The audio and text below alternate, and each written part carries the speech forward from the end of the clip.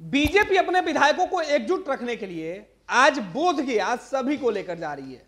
दरअसल प्रशिक्षण शिविर के नाम पर बीजेपी अपने विधानमंडल के सभी सदस्यों को लेकर अगले 2 दिन तक गया में रहेगी, आज और कल। और 12 फरवरी को पटना में बहुमत साबित करना है। बहुमत के पहले जिस तरीके से सरकार के अंदर जो बेचैनी है वो साफ दिख रहा है। इतिहास में ऐसा पहली बार हो रहा है कि लालू प्रसाद यादव ने 30 साल के बाद बीजेपी को परेशान किया हो। दरअसल लालू प्रसाद यादव ने बीजेपी के अंदर इस कदर बेचैनी लाई है कि बीजेपी अपने विधायकों पर से भरोसा छोड़ चुके हैं। देश भर में ऐसा पहली बार हुआ है। जिस बीजेपी को लेकर विपक्ष के नेता यह कहते रहे हैं कि बीजेपी हर जगह ऑपरेशन लोटस करती है, लेकिन बिहार में तो लालू प्रसाद यादव ऑपरेशन लोटस को ऑपरेशन लालटेन की लौ के डर से गया लेके जा रहे हैं। बिहार में ऑपरेशन लोटस करने वाली बातें ऑपरेशन लालटेन से घबराए हुए लोग हैं। लोटस वाले लोगों के लिए लालटेन भारी पड़ते हुए दिख रहा है।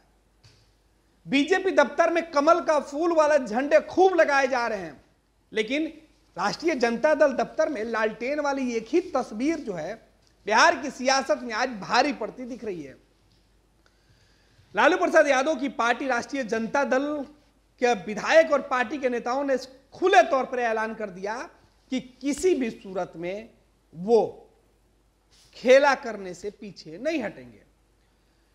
चुनाव में, राजनीति में और सत्ता में तीनों का मकसद एक होता है। बातें अलग अलग हो जाती है। चुनाव कहिए, राजनीति कहिए, सत्ता कहिए, सबका लक्ष्य होता है कुर्सी पाना। और कुर्सी पाने के लिए अंक गणित बहुत मायने रखते हैं, संख्या बल जुटाना।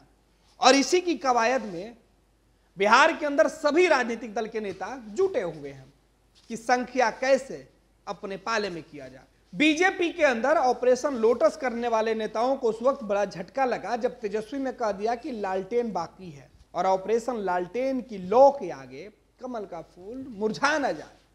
इस वजह से बीजेपी ने अपने सभी विधायकों को पटना से बाहर भेजने का प्लान किया।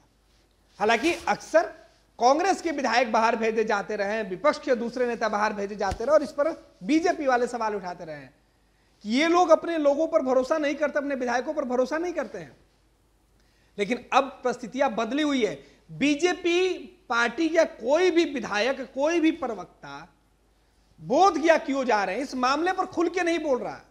उनका यह कहना है कि हमारा चुनावी कार्यक्रम है, प्रशिक्षण का कार्यक्रम पहले से तय था, लिहाजा हम बोधगया जा रहे हैं।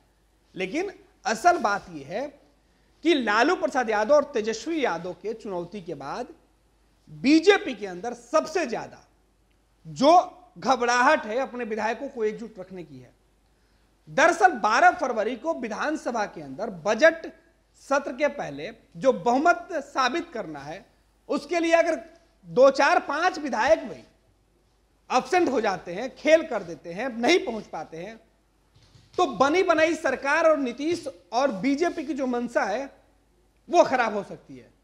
लिहाजा उसे बचाने के लिए, उसको एकजुट करने के लिए अपने विधायकों को लेकर आज सम्राट चौधरी पूरे तौर पे बोधगया में रहेंगे।